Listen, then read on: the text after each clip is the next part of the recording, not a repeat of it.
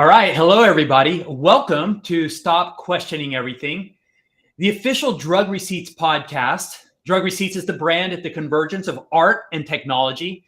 We're bridging the gap between IRL and URL, and we promote the pillars of art and subversion, science and skepticism, sport and community, or community and sport. We always aim to bring you content with mind-altering substance. My name is Arlo Eisenberg. I'm your host. Today is August 4th, 2022. In New Zealand, it's already August 5th. And this is episode number 14 already. We've got a great episode scheduled for you. It's going to be fairly unconventional. We have a very special guest, Jacob Voelzke, who I should have asked him for the precise pronunciation of his name before we came on, but close enough. I think you know who I'm talking about. He is the mastermind behind 0x Thulu. So we're going to dive deep into that project. And Jacob is always good for some deep conversation, which is exactly what we like around here at Drug Receipts. So looking forward to that. But we've also got a lot of Drug Receipts news to dive into. We're going to talk about drug wars. We're going to talk about gods and goblins. Hoodies have shipped, and a lot more community updates. But if you're listening to this on a podcast provider, just a note that we will be showing some visual content. So we always recommend that you watch this on our YouTube channel if you get the chance. Look for Drug Receipts, like and subscribe. But we will do our best to paint a picture in your mind and to talk you through all the content. But the best experience always is when you can see the visual aid as well. So let's not waste any more time. Let's waste just a little bit more time because I mentioned this would be an unconventional episode. Jesse, our beloved med and one of our contributing hosts here on the podcast, is not available today. She's actually accepting an award here in Dallas because she's being recognized for putting on the best dance party in Dallas. As many of you know, Jessie has a background in event production. She puts on events here in Dallas and in the region. And her parties are called Paradise. And she has been recognized by like the leading magazine here in Dallas, D Magazine. She's been recognized for having the best weekly or monthly party. So congratulations to Jessie. We will miss her today. But Trevor, Trevor, our CMO, will be filling in for Jesse. So we'll be going over all the Drug Receipts news with Trevor, but also Trevor will be filling in as a co-host. So we're going to get into some good conversation with Trevor and Jacob. So Jacob is a Web3 success story. He's a filmmaker, a producer, an accomplished musician. And he's leveraged the power of community. And he rose up through the flufful community, and through the force of his creativity, his vision, and his work ethic, he's created something quite unique in his own right. Jacob founded 0x Thulu, which is a decentralized Web3 production house. And they make Hollywood caliber to their members. So their vision, Jacob's vision, is no less than to rewrite the existing business models of entertainment and production. So this is pretty lofty goals. So without any further ado, let's introduce or bring up Jacob. Hello. Hello. Hey. Oh, hey. And, I can already tell this is just going to be a recurring joke here, but last episode, I'm sure that Dawn promised that we would have sound effects, so it wouldn't just be a silent, title card that comes up. Jacob, I just made such a big deal about you're gonna, provide like Hollywood caliber production to people, and here we are. We don't even have sound effects for our title card. So what an embarrassment! Apologies to you. We got to adapt in this space. We have to roll with the punches. I think that's the best we can do is embrace the madness and just sort of roll with that chaos. Know it, live with it, breathe it. Yeah, dude. And chaos, that's speaking your language. I imagine that's going to come up a bit today when we get into your projects here.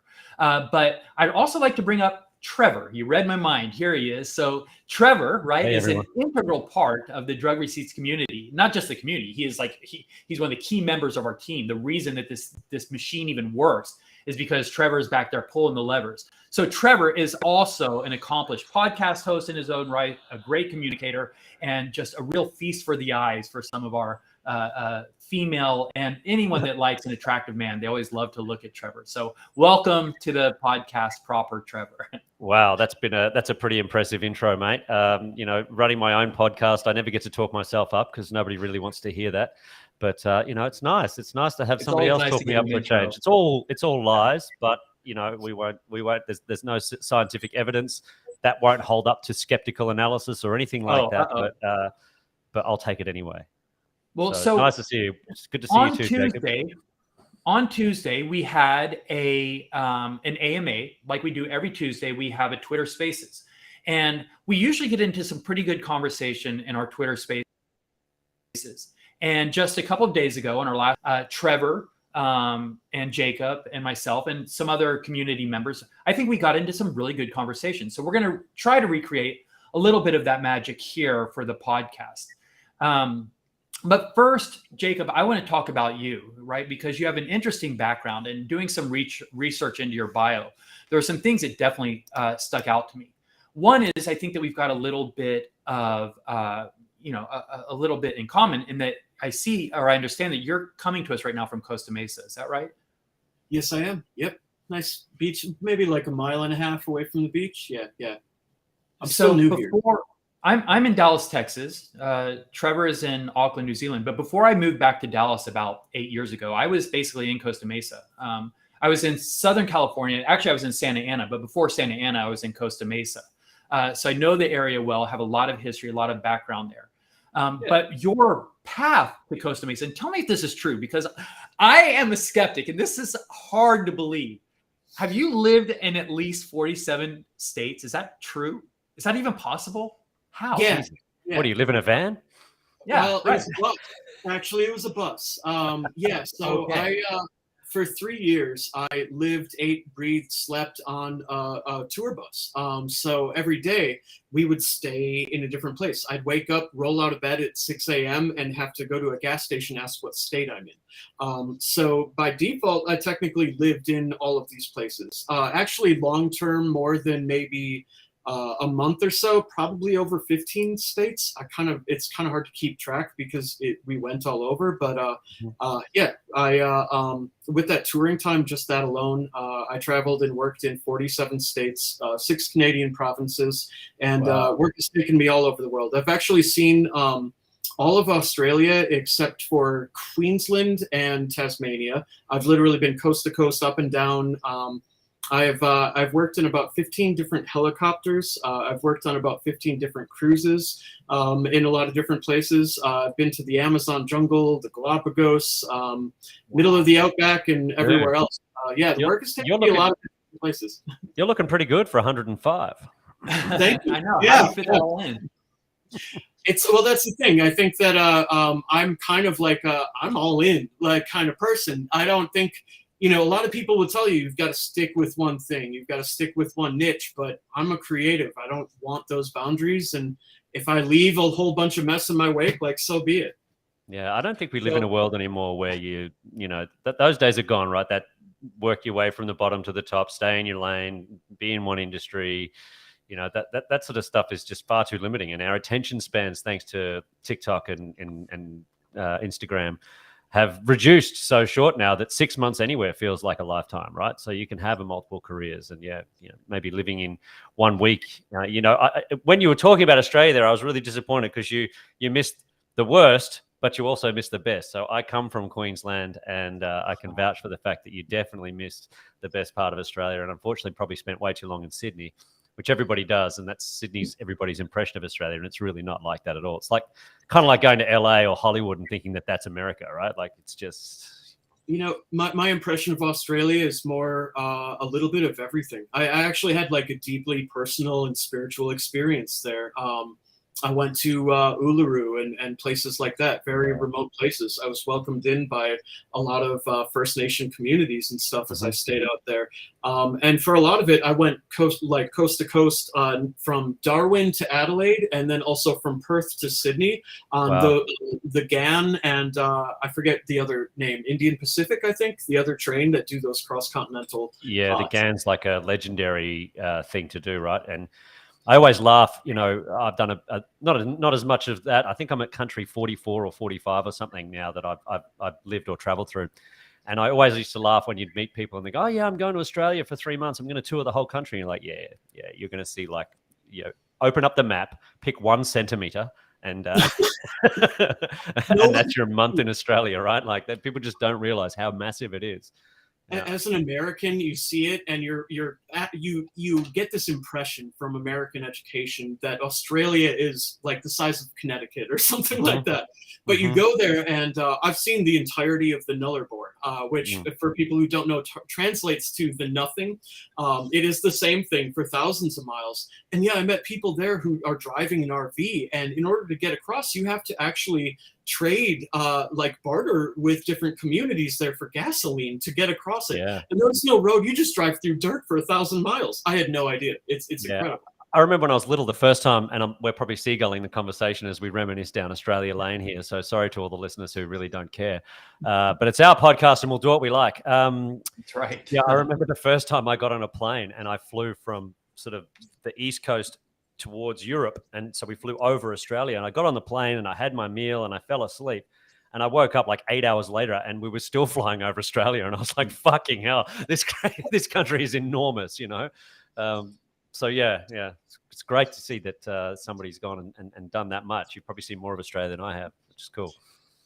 I see people are saying yes, build in New Zealand. It is so high on my list. It is so high on my list. I've heard only the most amazing things, and from someone who's into film, my only interpretation of it is like Peter Jackson environments and things like that. Not too far wrong, man. You look at Lord of the Rings set. It's that you can extrapolate. That's what a country drive is. I'll be staying. I'm camping this weekend after. In fact, as soon as I finish this podcast, I'm jumping in my car and driving inland. And yeah, where we'll be camping looks kind of like Hobbiton, right? It's a beautiful country. And look, you've got plenty of places to crash, man. So come on down here and share. So in the interest of pushing conversations deeper, I'm going to do something completely obnoxious here because this you guys have covered it great, and I love the conversation we're having, and it does not call for this at all. There will be moments here where it's completely appropriate to kind of challenge us and to try and push the limits of of what we're saying, to really understand kind of the boundaries of what's being discussed. This is not one of those cases, but I'm going to do it anyway. I'm going to push back on this just because I think it's absurd. This will feel a little bit like the conversation, when people, have these conversations surrounding, whether a hot dog is a hot dog or a sandwich, things like that. But would you say that it's accurate to say that you lived in at least 47 states? Really, you lived in a bus, right? And you traveled through a lot of states. You didn't actually live in 47 states. Right. Yeah, right. I lived in a bus that traveled within 47 states. This is the hard-hitting skeptical content and analysis that people come here for. So Arlo's debunked that theory in one fell swoop. And all I can hear in the back of my head is wherever I lay my hat, and you've got a hat on. So it all tied together nicely there. Well done. Okay. Yeah, what is home? We're all travelers in this world, really, right? Yeah. And now we're in the metaverse, right? Where nothing ever stops. It's always awake. It doesn't matter where you are physically.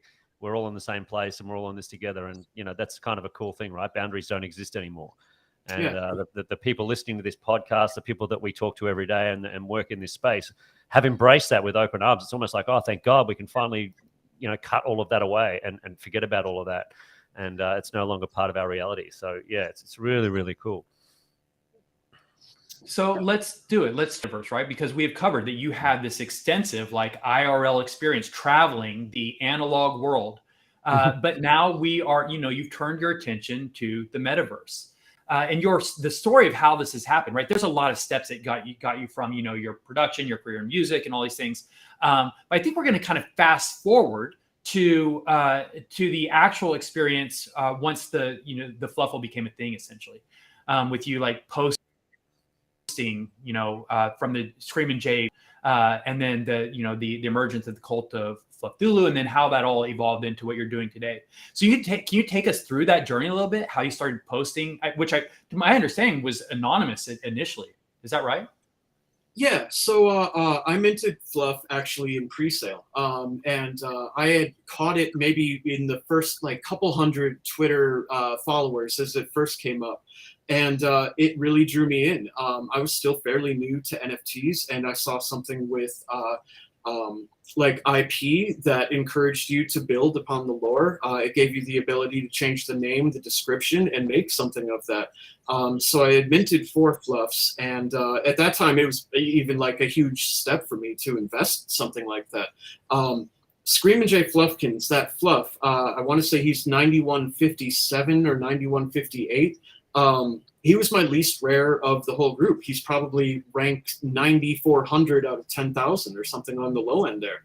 But I saw a lot of personality in it. I connected some things. I became inspired by it. And what brought me into NFTs, to help sort of give you perspective on that, was being asked as a producer and a director to direct a series that was using NFTs as like part of their medium. And in that process, I saw a lot, and finally having something that was a 3D avatar with models that we would get so that we can make content with them.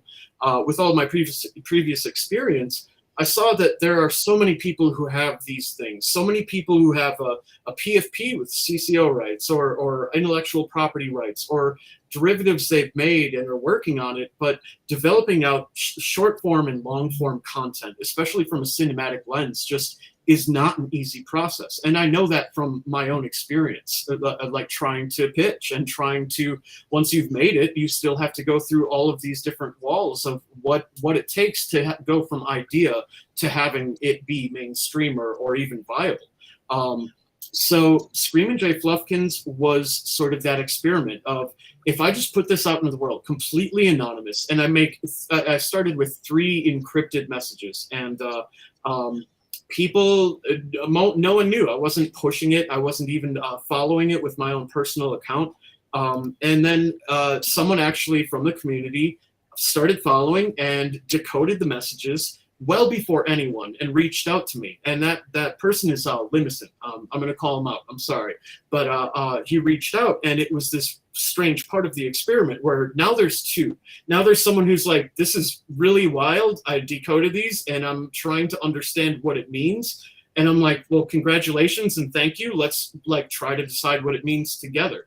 And we started reaching out, and that's when I started talking to people in the community, and people were like, yeah, let's do this, and started realizing that there were so many talented people around us and so many talented people in our own circle that maybe that they weren't all into Web3 even at that time when we started building. It's like all of the resources are there for anyone to take even the least rare, the most common character that they have, and add value to it by just creating and adding story to it. So that was the Screamin' Jay Fluffkins experience. Those tweets started actually August 27th, but that's August 28th in New Zealand time, which I was going by. And there's a very specific and really fun and deep secretive thing that I love to keep my secrets, if you can't tell. I love secrets. I'll tell you guys after. I'll blow your minds a little bit. But, it's miraculous that it came on that date and all of that. And the big thing, like the big secret at first, well, the first people who decoded it became the first high prophets of what was the cult of Fluffulu and is now 0x Thulu. The big secret that we shared with them is really that life imitates art, art imitates life. We put out this supposed mythical prophecy out into the wind, and a lot of what we mentioned in that prophecy felt as if it came true. And it's just because we built into it. It's a very strange experience. And that is like the ultimate secret that we initially built it on, that we kept very secretive. So, and when I tell you those parallels, you're not going to believe it. And that's the constantly unfolding thing. So that's a date that the anniversary of is right around the corner, right? So is there some alpha here that we can fish for, or are you going to remain tight-lipped on that? Because we're like, 3 weeks away from that? Yeah, anniversary? the mint is right around the corner, August 23rd in the States. And honestly, we weren't necessarily trying to time it with that. I think that to a degree, part of that is chance. We joked about it and all of this stuff, saying that, after that period, something's going to happen, some big breakthrough that sort of marks this milestone just by chance and with the universe. But, still we're focused on just building like utility. It's ultimately our drop is, it's like a membership card, or it's like a utility token. I think that can be kind of a misleading thing for some people, because I think people expect us to go right into an avatar. People expect us to do that. But we see a different way of doing things. We're a community-built, community-led project, and we are not afraid to dream and be different. And that's part of the boldness. It's and amazing, also right? very difficult to explain it, because we'll build what we can with what we have. Yeah, it's amazing to see a project like this emerge from a community. This is one of the exciting things we're seeing in the drug receipts community is people coming together, creating their own, running with their own ideas, and you're a testament to how successful that can be, right? Zero X Sulu came from a couple of guys that bought fluffs and started having a conversation, and now it's a project in its own right. It's gathering huge momentum. Your reputation's growing within the Web3 space. It's awesome. It's so exciting to see this happening. You don't get that in Web2. You don't get a bunch of people in a Facebook group start a company. It's very rare. I judge our success by how tightly we adhere to our values, and I think that that's been our most important thing, and that was honestly the very first thing that our community wanted to do together. Our community came together, and the very first thing we collaborated on was a document to establish our values and our morals. Awesome. So staying true to that, staying true to people that we meet in the community, like absolute priority. The rest is secondary, and I think that's why we have a committed community, and I think that's why you guys with Drug Receipts have a committed community too. You provide a culture, you provide a reason to be there that has nothing to do with an NFT. Honestly, I would be there with or without them, and I think that culture, that conversation, and that community is more what we have shared ownership over. The NFTs and all of that are secondary to that. Yeah, totally. Yeah. So, Jacob, I'd like to talk a little bit more about these values and beliefs that you've mentioned here. And my understanding is right. You said right that these were established initially in the Fluff Thulu manifesto, and now they've become the Zero X Thulu core beliefs. But so the utility that you're offering, right, and there's going to be membership in this, but right, you said that it's access to the tools that you need to kind of build your brand, to whatever your vision is. You are going to provide access to the things that you need to realize your vision, right? Because most of us are not experts in any of the things that we need, but doesn't mean that we don't have great ideas, right? So you can help us get from our good ideas to great execution. But those kinds of things already exist, right? We could go to a production studio, all those things. I feel like part of what's unique about what you're offering is exactly how it's described in your core beliefs. I think that those guide kind of the unique value that you're offering. Can you explain that a little bit? Yeah, so I think in Web3, we have an opportunity to be different. We have an opportunity to be radical. I think I actually had a great conversation with some of the guys who are burners or with Burning Man, and talking about radical self-expression. That, like, why do we limit what we're expressing? So yeah, I think that the big thing is that most people face hurdles as they're trying to create. And as someone who's like, I went around to 47 states and blah, blah, blah, doing creative onboarding and workshopping people and all of that.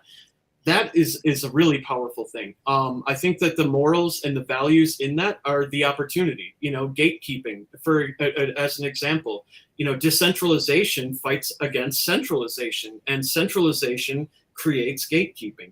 And it's important for us to really understand what the community wants in there, and then how to balance that with a company that we're building. So, those values and everything, we've actually evolved that quite a bit. We actually have a diversity and sustainability department. We have TB, who's our person in that role. And we are trying to be radical with a lot of that stuff, radically sustainable.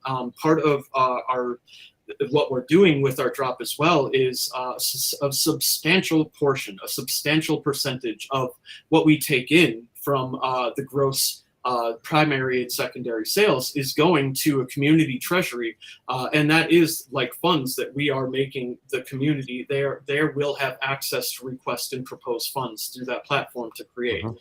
So that's one thing of gatekeeping. If I were, or if we were just as 0x Thulu, the sole people, like yes, no, green lighting people's ideas, that goes back to this very same problem. Having a group of peers vote on that is great, and honestly, who knows what can be created out of that. So is a DAO at the sort of foundation of what you're building? Is that high on your agenda or to build? Like a I think DAOs are misunderstood, and I think they're misused, I think is the big thing. We're going to create a DAO element where there is governance voting specifically for the purpose of greenlighting projects by community. It's going to be very focused. Our business can't run that way. The nonprofit that we'll be constructing for the community treasury and all of that, that can't, in my mind, it shouldn't operate as a DAO, because then there's a lot of risks to having that. And sometimes you need that to some degree. Sometimes you need someone steering that ship. But with the decisions and with the power of just specifically green lighting, using just that as an element and using the governance and DAO elements just to focus on that changes something. It like eliminates one of those gatekeeping things, and it makes it trustless. Yeah, I see people too talking about DAOs that are automated. I think people have a lot of issues. One big thing that I don't think a lot of people will talk about in DAOs, there is a thing with a business that if you do high level interaction with it, if there is a vote or decision and you make a control move over like green lighting that or deciding it, then you are technically at the top of that business. It is not decentralized if there is a top level decision maker who can swat down any idea. So if it's not truly decentralized, they have a whole lot of legislation and regulation that still is yet to be defined. And a lot of these like organizations in our government too, they will go after a company, and it's called when something, I'm not sure what it's called, enforcement through investigation, I believe is what it is, where before the laws are defined, before the regulation is in place, if they put an investigation onto a company, it is the same thing as if they were to have prosecuted them sometimes. So, yeah. Especially today, right? In the court of public opinion, I guess what we're talking about is the difference between something like communism and socialism, right? There's an interesting experiment going on in Taiwan. They have a digital minister, and her name has just escaped me for the minute. If anybody knows, please chuck it in the comments. But they are doing an entirely transparent form, or trying to facilitate an entirely transparent form of governance. So this particular minister's meetings, every meeting is recorded, and the transcripts are published on a public website. They're using social media-esque strategies to discuss and determine social policy within the government. They're also battling misinformation and actually have a policy around the problems that are created that you see in countries like the US, where you've got foreign interests manipulating the conversation and manipulating the information stream. They've actually got a cabinet or a division of the government that's set up to try and undermine or combat that. So they're engaged in sort of this meme warfare. It's literally done through memes. So it's interesting when the countries start to embrace these new technologies, and you start to think, this is not a new thing. We're now in Web 3, and it feels like governments and important regulatory processes are only catching up to Web 2. And the concept of a DAO, you throw that into the mix, and the ability for people to have ownership and rights in these organizational structures. And it's going to become an interesting thing. So I think you're right. It's so early that we don't really understand it yet. But the fact that there's only one country in the world with a digital minister scares the shit out of me. I'm curious because this is really fascinating. The core beliefs in the Cthulhu Manifesto, and Jacob, even listening to you talk about it, right? But there are phrases and language like working as a collective, right? The community will share in the profits. But there's also things like power corrupts, right? And we refer to these decentralized power structures. And Trevor already said it, right? It sounds like we're starting to talk about like socialism, communism, these kinds of things, these different political experiments that have been run, many times in human history, and we've seen a lot of spectacular failures. And not sure that any of them have quite nailed it yet. But it seems like, or it is interesting to me. It's like we might be in a place where the technology, for the first time in human history, is giving us an opportunity to kind of run back some of these experiments. Whereas in the past, you always, because of the limits of the logistical of our logistical capabilities, right? There really never was any such thing as representation, where everybody, every single person could have a vote. For instance, we're always voting for proxies to represent our interests. But now through Web3, through contracts and verification, it's possible that some of these ideas, these idealistic, political ideas that we've had in the past, or organizational ideas that we've had in the past, it might be worth giving them another look to see if there's not any merit to them. Is that right? I would agree. And I think that we really, when a new technology comes through, it is disruptive. And that's something that we don't have an answer, but I think we're going to feel out, like, after that typhoon is hit, like, what makes sense. I think my initial journey into Web3 and experimenting with ideas of building a business and being an entrepreneur really were kind of, some of them very misled, but really trying to find ways where tokenomics and different elements of community and all of that can help to replace social programs. Mm-hmm. And that's what I kind of started to realize. If you had, I'll tell you one of my earlier ideas, because I don't think it's really feasible. And there's a lot of reasons why, but just to give you the idea of where I was going and maybe some of the possibility, I thought of doing something called Home Coin, where there was a tokenomics element. And this was back in my meme coin phase, so like, please don't hold this against me. I'm not doing it. But Home Coin, if there was a percentage of each transaction that was going towards some fund or something like that, that is all that's needed to fund one of these social programs. If it was a mineable coin, and if someone had access to that, the right person who is gifted that can have passive income. And then also, like, the idea of keeping it sustainable or something like that, I ultimately, how do you provide homes for people? And there's a lot of problems with why that wouldn't work. But I had the idea, what if there were these small, like, tiny homes, and there was a solar element, and they had a built-in miner for a coin that was used as part of, like, housing services or something like that, exchanged within USD Treasury or something like that, specifically just for what they do with the housing departments and all of that. The trading action on that and the tokenomics on that, we wouldn't have to pay in more taxes. The taxation element is built into that process. When we do work with contractors and things like that, they're getting big breaks on this. If we had a small element in there, it would fix it. But here's the problem with the idea. If we build, we would have to get plots of land where we do these experimental sort of mini cities of tiny homes where people who are underrepresented would get, like, passive income, and they'd have a place to be. But what we're creating by doing that is also kind of what was commonly considered a ghetto or something like that. Like, we're, like, taking these people in these communities and we're pushing them into their own world, and we're making them others. And while, like, the intention is there and everything like that to try to help people, the whole idea doesn't work out. So I think for us, just in Web3, that's a lot of what it is for people. We have these amazing technologies, and it's just, that's what we're trying to do, like, augmenting humanity. How do we apply all of this tech, all of these amazing resources and talented minds, and do something radically different with it? Yeah, I mean, that's the opportunity, right? Right now is before, I don't know, somebody gets their greasy little hands on it and figures out a way to hack it for their own personal gain.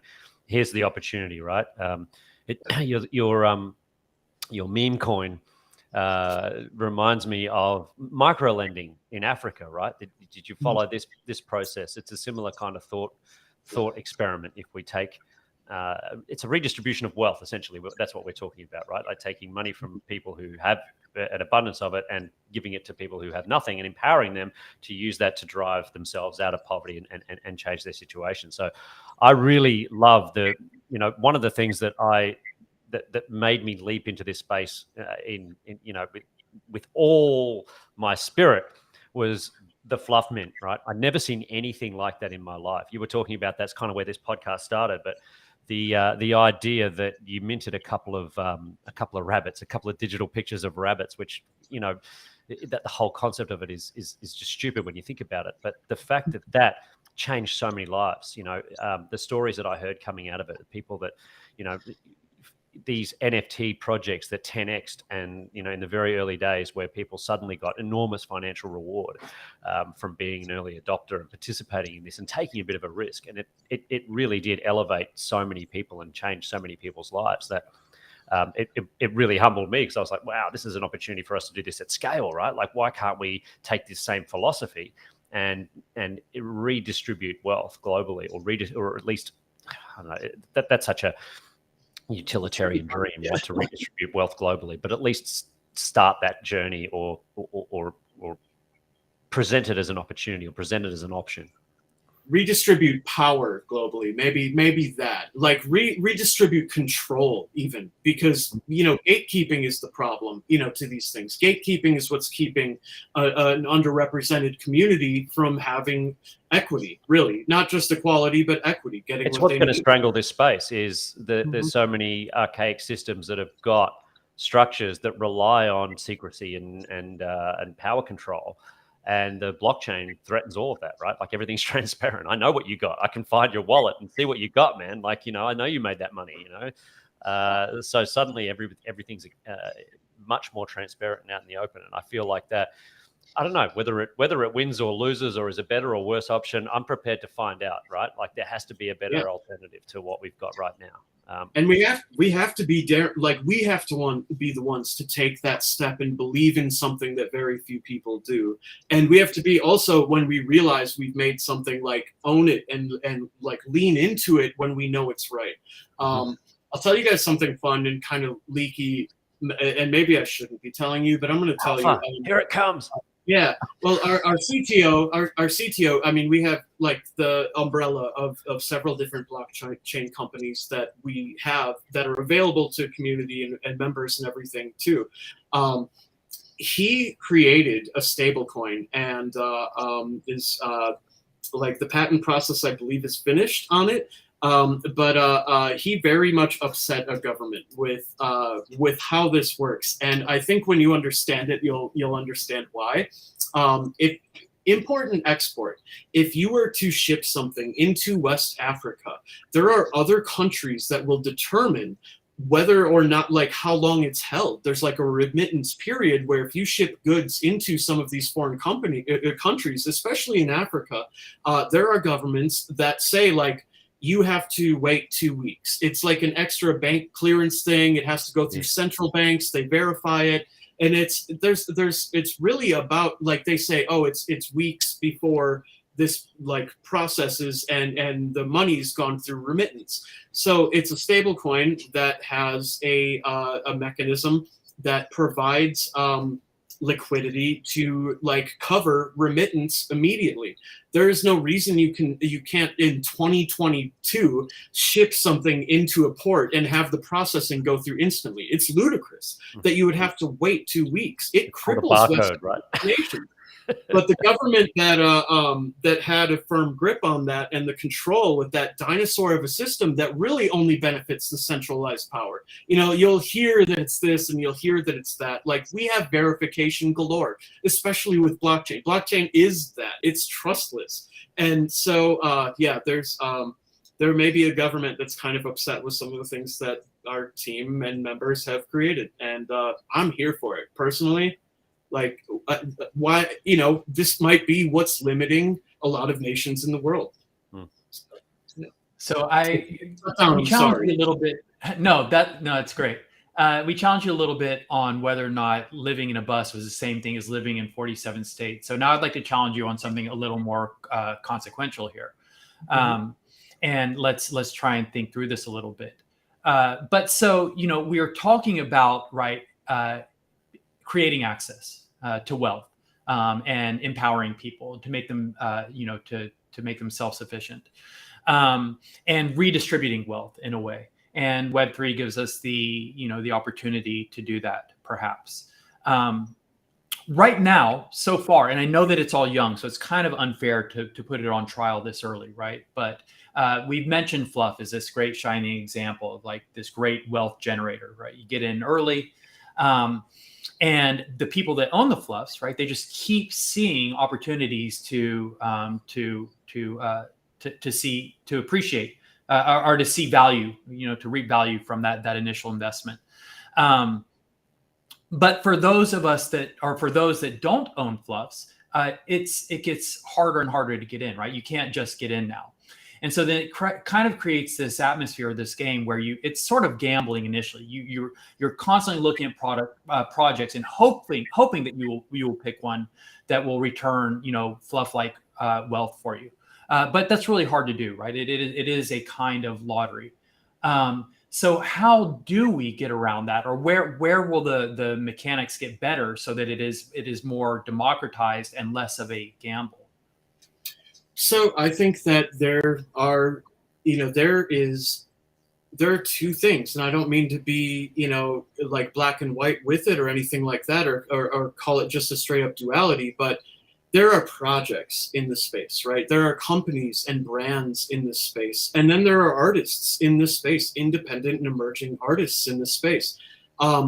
When I collect, I do both. Like I collect projects, I get into, PFP avatars and metaverse land and all of that. That's more like, like a corporate brand kind of thing, which is awesome. And those are the things that are building out these vast worlds and creating some of the infrastructure.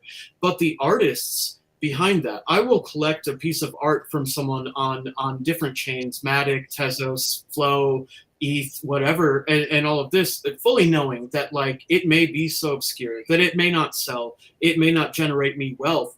And that's kind of what I see in this, that really there is a dividing line. There is like a bubble that could pop where if the projects, if everybody is trying to build the same thing, not everyone will make it to that. So 99% of those will fail. And same thing with artists. 99% of artists have a very, very hard time getting what they're doing out. But, if you're doing it as an artist, the most you can lose is, I guess your sanity and your ego if you put out a piece that doesn't sell or something like that. But you're not losing much. And if you collect from an artist, there's an intrinsic reward that you get. And I think, to add to some depth and to throw a challenge back to you, are you familiar with William Blake's concept of single vision? No. I love that. Awesome. William Blake was an artist, hundreds of years ago, and maybe not hundreds, close to that. I don't really know. But he had a very big disagreement with a lot of popular people during the Age of Enlightenment. And during that time, there was the discoveries of logic and reason and science and Newton and all of this. So Newton was someone that William Blake kind of didn't like. And I think he called it Newton's curse or something along those lines, where Newton is dove in headfirst into the minutia of like an ever entropic thing of reality where, the apple falls, there's a force behind that. What's the measurement behind that? What's, the like, I don't know, velocity, blah, blah, blah, all of these things. And he's able to determine a measurable scientific thing. But William Blake thought that was very short-sighted in terms of what reality actually is. And he thought that we have, an outer world and an inner world, and both are of equal value. So William Blake liked to dream untethered and he liked to have his creations and his dreams and all of that carry him in a much different way. And it worked. And honestly, there's a lot of questions. Who had more influence, William Blake or Isaac Newton?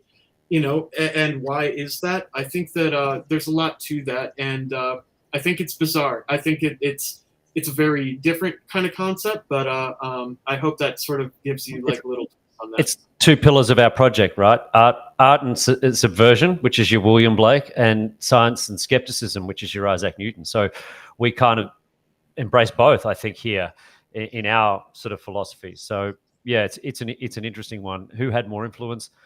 It's impossible to determine because it's almost two completely different fields. In their respective fields, they both had an enormous amount of influence. I mean, how many modern day cultural influences came from Newton had more William influence.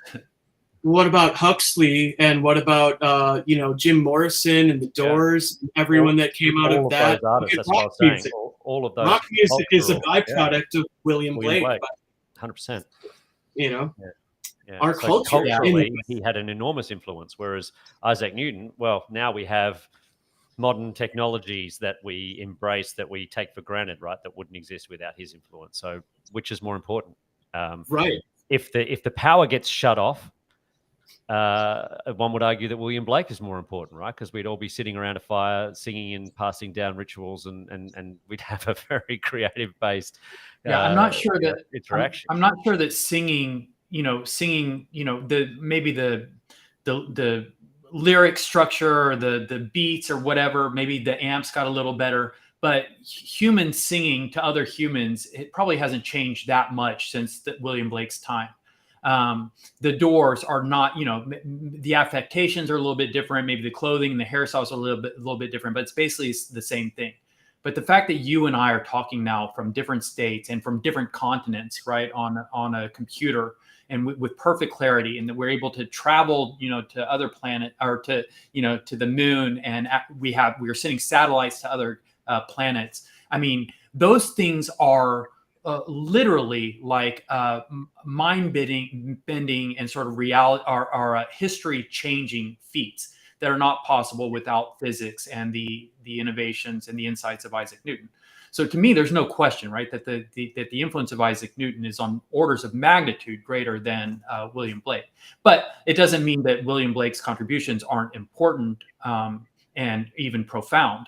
But I think that there's to try and bring this back just a little bit to the original question, because I think that it's important that you acknowledge the role of artists in all of this, right? So now we will make an argument for the important role that artists play. But so I'm thinking of an analogy here, right? It reminds me of the way that gentrification works. And I'm not making an argument, I don't have a strong opinion on whether this is a good or a bad thing. But the roadmap basically is you send artists into a downtrodden area. Because artists are, typically progressive and don't mind conditions that most other people might otherwise find unattractive or unsavory. And so the artists go in and they start, and also because artists typically need a lot of space and they don't have a lot of money. So you can go in and artists start moving into lofts. They start doing murals in the community. Someone opens up a coffee shop, and then slowly, then other patrons start coming in and visiting the coffee shops and the new little boutique restaurants. And then in this way, you start converting an area into something that's attractive to retail businesses. And then these things and then the rents start going up, the gentrification starts taking place, people start moving in and all that. But so the point of it is that artists are kind of the tip of the spear, right? Artists go in. And a similar thing is happening here in Web3, where PFPs and artists are kind of like the first ones demonstrating the proof of concept in Web3 and in the metaverse. We're showing that there's value here. We're showing that things can be bought and sold, and we are sort of, like I said, it's a proof of concept that there's value here. But it is unfair to say that this is the model, or this is the extent of the way that commerce or that anything will exist in Web3. This is just the very beginning, and ultimately is a very, very narrow sliver of an economy, of an entire economy.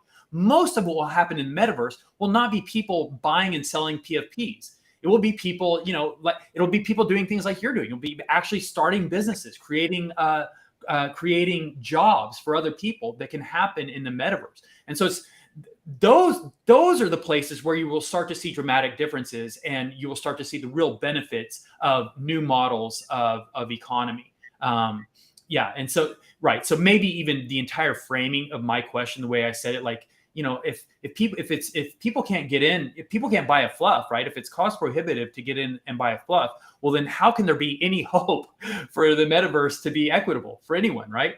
Well, it's because the PFP model is the wrong thing to look at. All that says is that it's possible to generate value in the metaverse, but then all the different ways that it will happen, that's where the real value will be realized. Yeah, you're 100% right. It's a signal to what's to come, right? If you do your homework and you pay attention, there's going to be a million different ways that you can take advantage of early adoption and new technologies. The interesting thing that I think the Web3 or the metaverse, the whole NFT explosion or experiment, whatever you want to call it, has done as flip the business model, right? So you have this enormous cash event up front, which enables you to build a business around it. Like, in a Web 2 or typical historical environment, it's a slow process to build yourself. By the time you get to the point where you have enough money to do what you want to do, you're well and truly established, well and truly into your business model, and you've had to adapt and change your initial vision as a result of market forces, right? Well, now we're in a position where we can create a vision, people buy into that vision and believe in that vision, and we can now execute it. So I think what's going to come out of that is enormously more powerful than being a victim of the market forces and having to adapt and survive and modify your initial visions and your initial objectives in order to just survive and thrive and pay your bills and pay tax and keep the kids safe and all the rest of those sorts of real world problems, right? And the world changes. I mean, really, we have a lot to consider when automation starts kicking in. We're going to have to reevaluate the value of a lot of things. Let's say we do create this society with all of this abundance. What value is there? What if there was a limit to scientific discovery? What if we figure out the theory of everything and we own science and all of that? What else do we do? Like, there is no innovation or creation or pushing forward without facilitating creativity and working creativity like a muscle. Yeah, it's an interesting concept, right? The idea that AI will be the last thing that human beings ever invent, and we're on the cusp of that. It's being invented right now. So the last thing we will ever deliver or produce or invent, we're doing now. And we're arguably less than decades away from that seeing its way through to fruition. And then who the fuck knows what's coming next? It's not going to be up to us for the first time ever. And is that a good thing or a bad thing? And nobody can convince me one way or another. Here's an interesting thing I'd like to propose to you then. AI, we talk about at one point, AI becomes sentient life. What element outside of logic and reason do we need to see to consider it sentient life? We had this conversation before, right? Because there was the Google employee that suggested that the Google algorithm had become sentient. And, to me, and I think Arlo and I agree on this point, there just wasn't enough substance in that analysis for me to convince me that, yes, this is a sentient being. But there was enough substance in that analysis for me to go, holy shit, this thing's pretty goddamn smart. And, we're not that far from this point, this singularity. And in quiet little labs where this technology is being pushed to its edge, maybe we already are, who knows? It's not something we're going to know ahead of time, right? I think that we are. I think that we are probably pretty far from it, but we are not that far from being able to conceive of it, right? So that we can imagine what it might be like if an artificial intelligence, achieved general intelligence and they outpaced our own ability to reason. But so then I will put it back to you guys, a kind of an interesting question that raises that you guys started to get at. But if we are replaced by a superior intelligence, is that a good or a bad thing, right? That's the ultimate question. And I don't think there's an answer. For me personally, there isn't one. We will find out. To me, it's an easy answer. Yeah, we will find out. It's a fine thing. So what? Right? Yeah. What is precious about humans? What is precious about humans? I think that the thing that is precious, or the thing that is worth preserving, is sentience, right? Is awareness. And if we create a better vehicle, a better vessel for awareness and for sentience, then so what if these meat vessels cease to be necessary anymore? As long as sentience survives, as long as the universe can keep thinking about itself, as Carl Sagan says. Yeah, but that doesn't leave a lot of room for wearables in the IRL or URL space, Arlo. You know, Why not? It will be the sickest metaverse you could ever imagine. In fact, the metaverse is already that. The metaverse already won't need our meat bags, right? Correct. Yeah. And so once as the AI gets better and better and starts making our decisions for us better and better, at some point we do become completely redundant and obsolete. And what is lost if that's the case? Other than whatever sentimental or romantic notions we have about our own existence, but already most of the people that have ever existed don't exist. You know what I mean? So there's not that much difference from all the rest of humanity that already doesn't exist, and just the rest of us are going that way as well. They don't exist as we perceive it. You know, I think, you know, we're only able to really perceive and understand linearly time and all of these things. There's a lot we just don't understand. And, you know, like maybe there is no real threat when we get advanced to the point where we can automate ourselves and upload our consciousness and all of that, because at some point maybe we break time and maybe all of it is just one big piece. I guess we just don't know. I feel like there's so much and we need these renaissances, these movements and everything to like dream up what the hell we're looking at. And I think that every day when we reach something new, we're like, we had no idea what we were talking about. Yeah. In the meantime, it's fun playing with this stuff, right? And seeing it take shape. Like I'm really enjoying 0x Thulu, for example, like AI-driven art, right? Like it's a fun thing where there's some kind of third-party intelligence at work creating something that I get to interact with and have a response with, right? I get this emotional impact.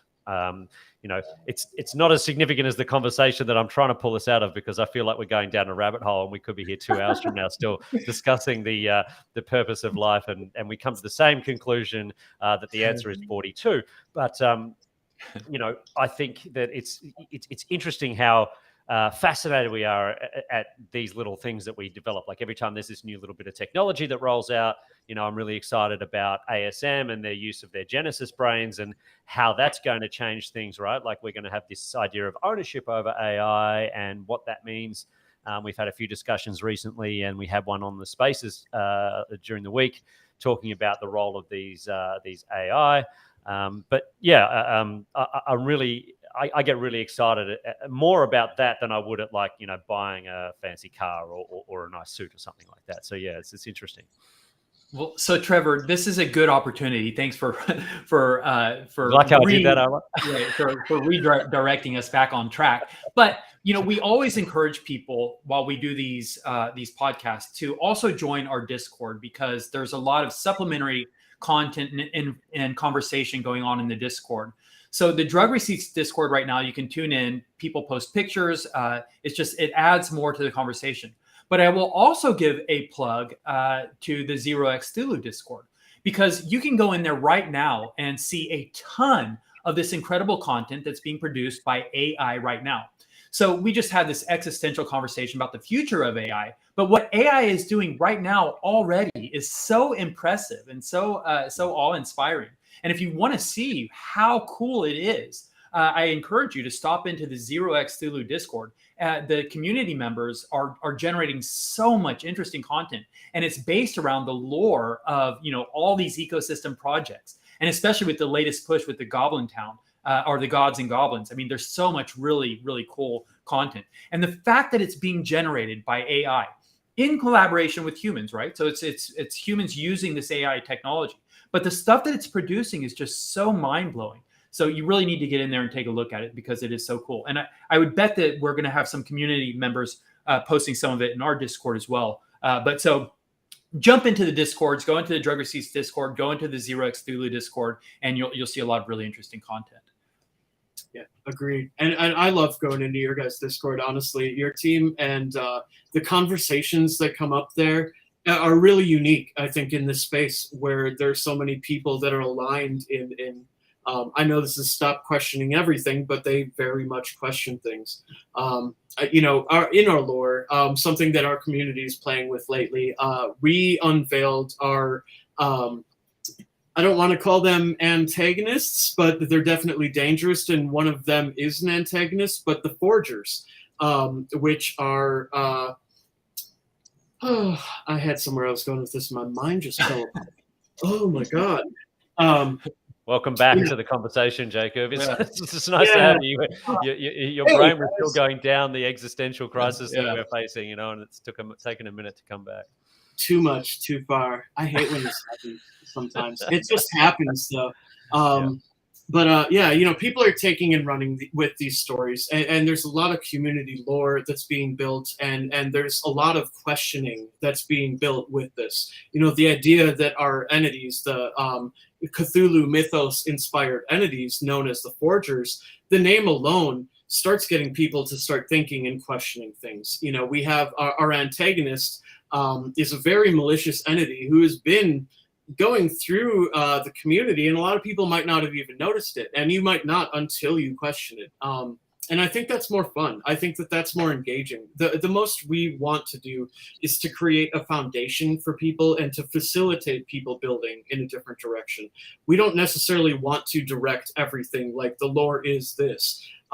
That's not really what we're about. Our lore is a foundation, and I think that 11 months of building it with the community has been a really amazing experience. We influence each other, and we come back and forth, and it turns into a lot of things. And it also enables people to build their own content properties just based on the foundation, which we're open about sharing. As an example, there are someone in our community created the Sirens of the Abyss or something like that. So they created an entire thing. They created art. They started creating story. They started creating lore. And then they offered to take Screamin' Jay Fluffkins somewhere safe. So Screamin' Jay Fluffkins accepted. It couldn't have been anything that I would have planned or that we would have planned as a company, but we're absolutely going to go with it. Building with community and all of that is really interesting, and giving everyone just the tools just to be able to do it. The story is a foundation. It's not meant to be defined. It's meant to be interpreted and run with. Art and all of that, like, we can't tell people, like, color in between the lines and now you're an artist. It's, here's a tool. Whatever you make, like, it is what you make it. And it's, even if it's a starting point, it's just interesting seeing this because, in the different ecosystems and all of this, all of the stories and influences that everyone comes up with, it's not hard to get one cohesive story together and still allow everyone to be independent and autonomous. Awesome. So you're talking about, you're talking about storytelling, right? And the power of storytelling. And it's really interesting because your project literally is a result of storytelling, right? It came out of the lore. And yet your first mint is going to be focused on kind of the utility. It's empowering people to bring their stories to life, right? Or to flesh out their stories. So you're coming at it from both ends, right? You in yourself are this great storyteller. There's this great lore around your community and your project, but yet you are also a facilitator. You are helping other people bring their stories to life. Let's talk a little bit more about that, because I understand you have some collaborations, right, that are already kind of like actively in the works, right? Anything you can share with us about that? Here comes the alpha. Yes and no. I mean, it's no secret that we're an art collective and have artists that we've been talking to, and building and growing our network is allowing us more opportunities. It's no secret that there are a lot of projects in this space that see us even not just as building with community, but in a business to business style content creation element, that we have the ability to turn things around, and we can make them very specific with all of the people that we can reach out to. There's a lot to that, actually. Jacob, falling apart. Yes. I know. Still, now we've cursed the podcast because now lingering in the back of our minds throughout the whole thing is maybe this is all meaningless. Maybe existence is completely meaningless. We've turned it into an existential black hole. But we're gonna keep powering through as if there's a purpose here. We're still gonna wake up tomorrow and have something to do. So, Jacob, let's now in fact, I think that we've covered so much really interesting content, and I've seen good conversation going on in the chat here on YouTube and in the Discords. Let's see if our trusty meds have been able to pull any questions out of here that we can put to you. And Jacob, I don't know if you've been following along in the chats, but this happens every time we have you as a guest, whether on the AMAs or here, even now here on the podcast.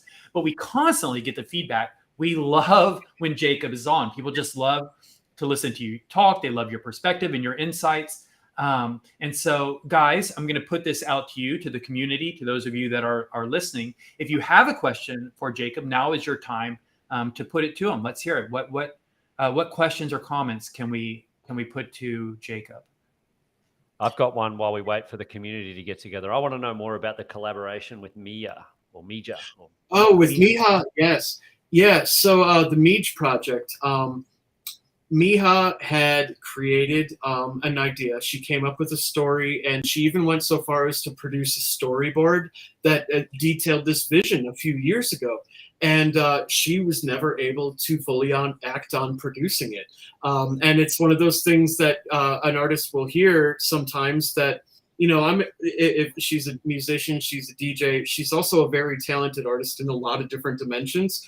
And someone will tell you like, oh, that's not your brand, like you're a musician or whatever. And it can be put on the back burner, or just simply an artist can't get to it. And it's just not a priority until it makes sense. And sometimes these ideas, they just work at the right time. And there was very much a right time for Mija's idea.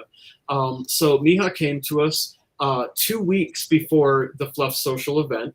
And told us that she had this idea. She asked us for our help, and we produced it, and we got it made within that 2-week window to play it at Fluff Social. So with that, we have some plans further down the road with that. We have our mint coming up and everything, and that's kind of all I want to say about that. But I would say that, we turned that idea from a storyboard into the storyboard being animated. It steps up into Japanese anime style animation, which is very specific to what she requested and wanted. And then it goes into 3D animation. And just to be able to do that with an artist, I mean, if you make a short film, you make a teaser, you make a music video as an artist, there's never been a channel for that to make sense for people. Like if you make a short film as a filmmaker, you can put it in festivals and hope it becomes an Oscar qualifier so that it actually gets viewed by people. It's actually very, very unfair for certain forms and mediums of art. So seeing her through that was great. As part of that collaboration, we also did the VJ content, the video content that played on the screens behind her. We filled 90 minutes worth of content with that, all within 2 weeks. And we wanted to make that an experiment of like, what when an artist comes and works through our system, we needed to test that model. Like, what can we do? I think it was definitely an experiment. We learned a lot. I'm not going to say everything was perfect in the whole thing, but it was like in terms of us trying to make things happen in 2 weeks. But it was enough. We were able to show it. We were able to make it happen. And I think more than that, seeing an artist who had something that they wanted to see realized is the point. I think that it's inspiring to other people to see that an idea that you have isn't like unworthy, that you can make it and you just have to pursue it. But then there's all these gates and all of those things. So we started with Mija, and we wanted to see how that goes. No, the Mija film has not been made available to view. I will remind people that we have a custom-built 4K optimized IPFS array with unlimited file size. So that's that. So we've had a question in the Discord from one of our drug snugglers. Wants to know when mint, and I want to know when drug snugglers whitelist. Ooh, I like that idea a lot. Yeah. So the mint is August 23rd. We have a total supply of 11,138, and the mint price is 0.1 ETH. It is a utility token. There's a lot more information that we're going to be sharing. We're going to have a whole new website. We're like really having regular AMAs at twice weekly, plus other AMAs and other things from our mods who are also active in the community. And we welcome people asking us these questions. It is a lot to take in. It's a lot to deliver. It's a lot to try to tell people what it is. And it's interesting, but I don't think everyone will understand it. And I'll own that. Like, I really don't think that everyone understands it. I don't think that anyone understood what I was doing when I quit my job to start a cult with a bunny rabbit that's in a virtual world either. But these things, like what I do believe in is our team's dedication to provide endless value to this as a membership token. It's our covenant. It's our promise to the community that, we built this with community. We built it for community, and we will build it alongside them and always have it serving them. All of our work, our logo, our website, our animations, like all of that was all people from within the community that we hired. And what's even cooler about that story that a lot of people aren't aware of, I was not wealthy coming into NFTs or into this or whatever. I traded up and flipped up with independent artists and a few projects on Tezos until I could afford to mint my fluffs. And those airdrops and those things and all of that value that I was given, our animation, I look at that as like my Jadu holdings. Fluff Social, us being able to play that, we're self-funded. This is how it goes. Fluff Social was my Snoop Burrow. This is like our community building with this and really like taking what we have, like making the most with very little is what we've achieved, that I don't think a lot of people are going to understand it first until they actually see what's happening. Yeah, I think that's part of the fun, right? You don't have to understand it at first. Who the fact that you've got such an endearing following already as a leader of the project, and the project itself has built such a reputation for being, just a bunch of GCs, and the Kiwis will know what I mean by that. It's kind of like, I think of it as like you're investing in the CEO. You're investing in the people that are running the project. You have faith in what they're doing, and I think that's often enough. If you've got the right people and they're empowered to do the right thing, then good things happen. So, yeah, I'm sure our snugglers will be very excited about August 23rd, and maybe pushing you on the podcast live broadcast around the metaverse is probably not the right place to do it. But I am going to come chasing you for some whitelist spots for some of our snugglers. Oh yeah, we should definitely do that. And I don't know, is there something that calls out to you in the collection maybe that is of interest? I'm very interested in this. We're very open. We're very welcoming of it. Absolutely. Right. Well, there's a bunch of people listening right now that have heard that, and we'll take you to task on it. So we'll pick that up in due course. It's awesome, man. Yeah. Yeah. Jacob, there's something, we can identify a lot with what you're talking about, right? About like having to, for there being a little bit of work into getting your head around the concept, right? It's not just, an animated 3D avatar and everybody gets it. Okay, cool. That's cute and fun. I want one. There's kind of more to understanding the utility of it. And we've had a bit of that process, but there is something kind of like satisfying or rewarding about having to demonstrate value. And then for your having to raise the value. So by the time people realize the value in it, it is a sustainable value, right? Mm-hmm. It's not just sort of hot air or a lot of hype. And then, you start out with a lot of value that can only go down. You build the value, and then you have something that is sustainable and that people understand for the long term. So definitely right in line with you there. In one of your last answers to one of our community questions, you mentioned something that raised a question that I'd like to follow up with. But, you were talking about working with artists and kind of what the future of, content creation and media will look like in Web3.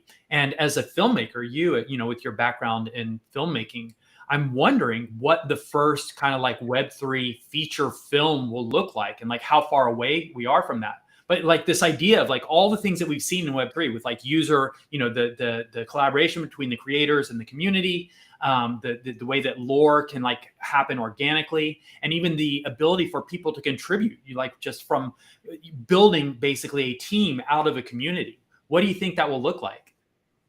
I think it's going to look beautiful is what it's going to look like. And I don't think it's necessarily going to be what people expect. I think that the first film on Web3 is going to be honest. And I think it's going to be an independent filmmaker. And I say that kind of cheating because there is no one else in the space that can actually upload a full feature film in 4K to the blockchain except for us. And that's what our goals are. So I would say that, you know, it's up to the artist. Like, I wouldn't want to dictate it, but I don't think we're going to, I don't think it's going to be what we expect. I think that what it's going to inspire is a lot different. I think that there are a lot of things that we've talked about. You know, you can release scene by scene, right? You can with how it works in NFTs and ownership and community, you could release the first act of a 3-act story, and you only need what you need to create the first one, and then the other two become an even more collaborative experience as you go.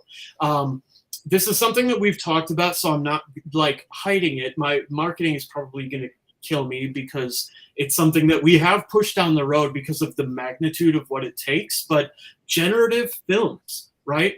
That element of, you know, when you see a scene play out, you know, there are different genres you can witness that scene in. There are different actors that can represent the characters. There are entire different plot lines and all of this stuff, art department, the locations, the prop, like there's everything can be a generative element through assembly, through being spliced in and through being randomized. And with that, you know, you're starting to expand, you know, like what we realized, and this is, you know, part of our earliest idea, like we can create the foundation, but we could create the foundation of a feature film and make 100 versions of each scene with community. Of course, that's like massive magnitude. We realized that like, like we're in over our heads with that idea, but you know, the future of where this can go, shared ownership and this kind of thing, you know, owning a film to have that be your pass to a screening or something like that. You know,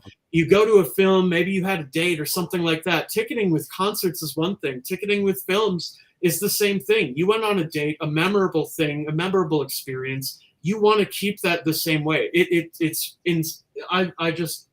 I don't think enough people are really looking into it. And I think too, like what we're doing with distribution, where we make everyone, they get their own ability to become their own Netflix or their own Spotify by controlling the streaming terms for each individual item. And yeah, like throw the old world out the window. I don't even think we have any idea what's coming.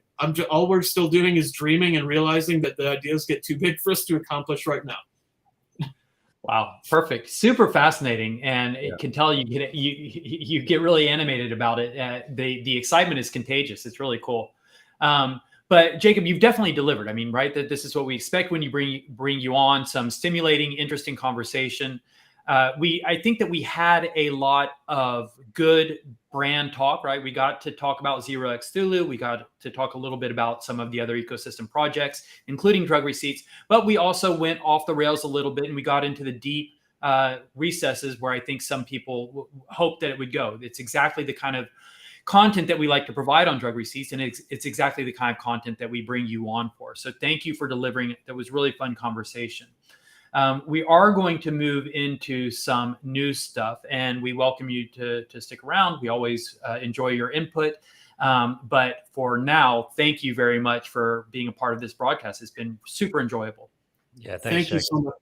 Thank you so much for having me. And you know, there was one thing that we said as we were talking about like our mint, our utility, and all of this stuff was that like it's like you don't even need to understand it. I don't want that. Like, I want people to make informed decisions. I want people to question us. I want people to get as deep as they can, as critical as they can. I think that one of the coolest things about this community is that people are not afraid to tell me things that they disagree with, even with what our plans are.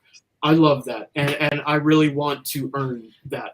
You know, coming up out of this community and going from a holder and a collector to someone building alongside other people in this space is an honor, but it's not something that I'll get without earning, and it's not something that our team will get without earning. So let us earn it, and give us a chance, and be honest, and be direct with us, because I don't want this to drop unless it is what we are telling people it is. I want people to test every aspect of what we're saying it is, because I think it's unfathomable to people that with a very, very small amount of funds, with a wild and crazy idea that people have thought I'm insane all the way. Like, we're here. We're here.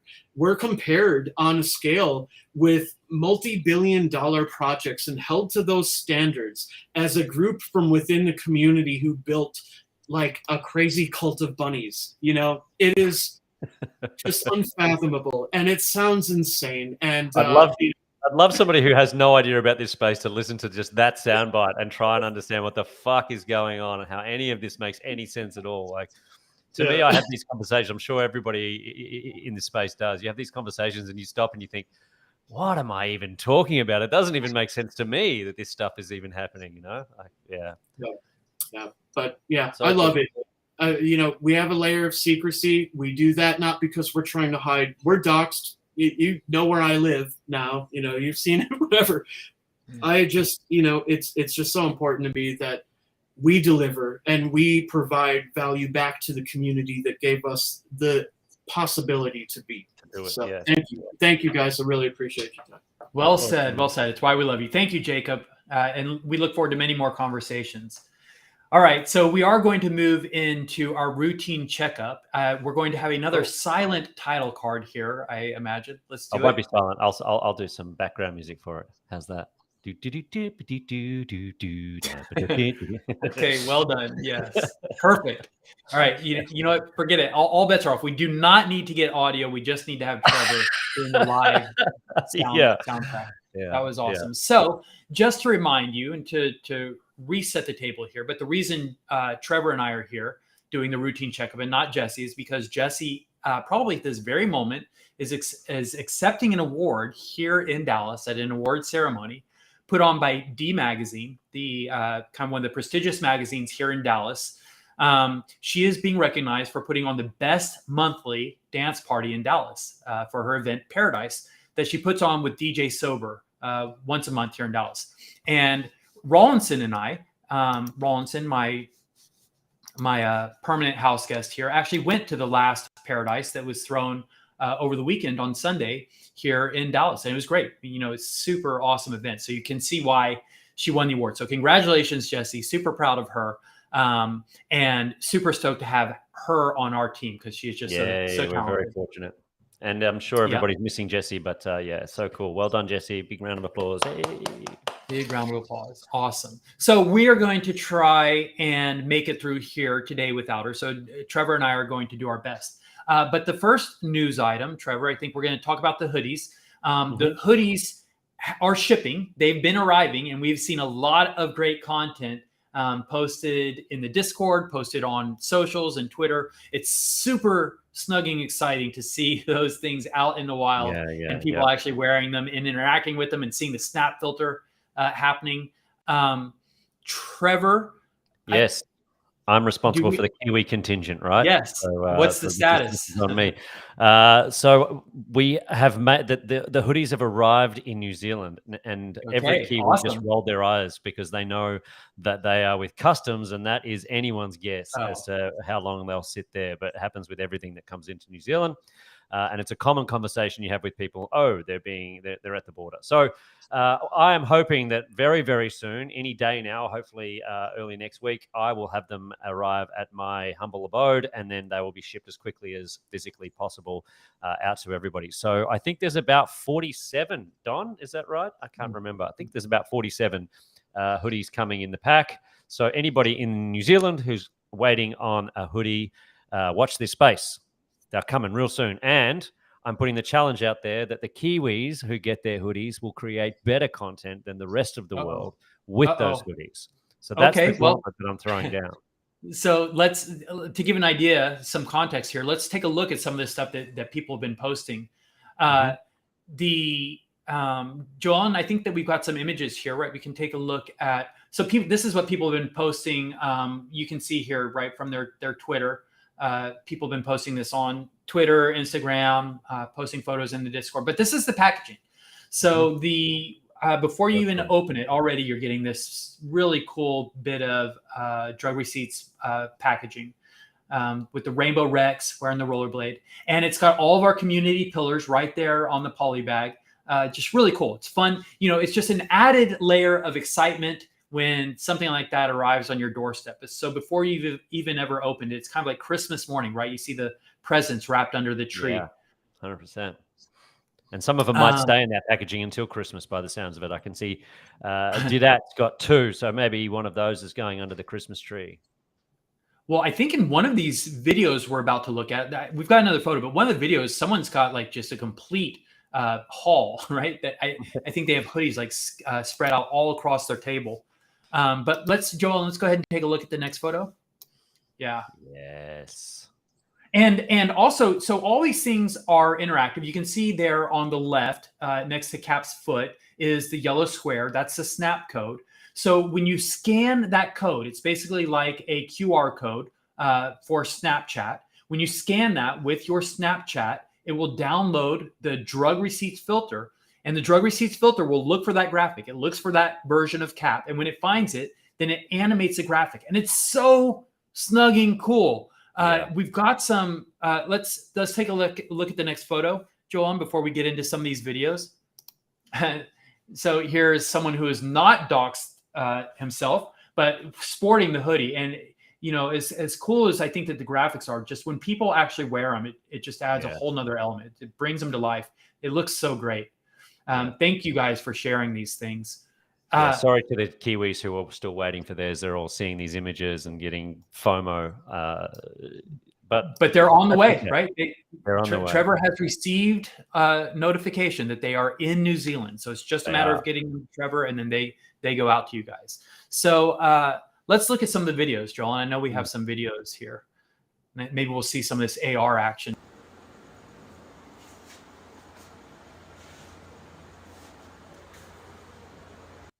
Rendered in 3D, but play that one more time. I'm going to try and count how many hoodies there. This is bullies only.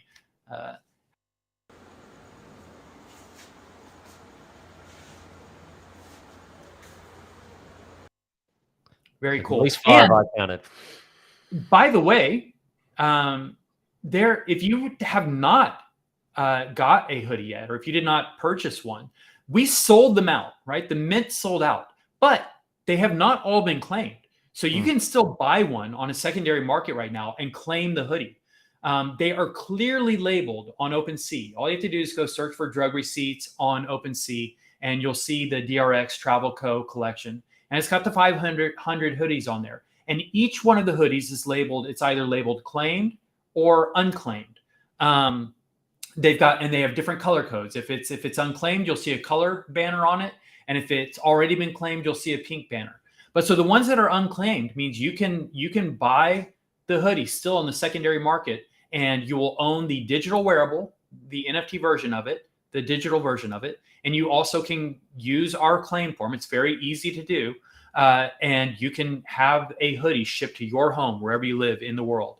Or if you're Jacob, shipped to your traveling bus anywhere around the world. There's a couple of things on that, Arlo, that I want to remind people of. One, that's it. There's 500. When they're gone, they're gone. When all of those unclaimed NFTs that are still on the secondary market have been claimed, there's no way to get a hoodie again. How many are there, Trevor? I think last time I looked, and Don will probably tell me in the comments here, but I think there's about 200 unclaimed left. So there's still quite a few.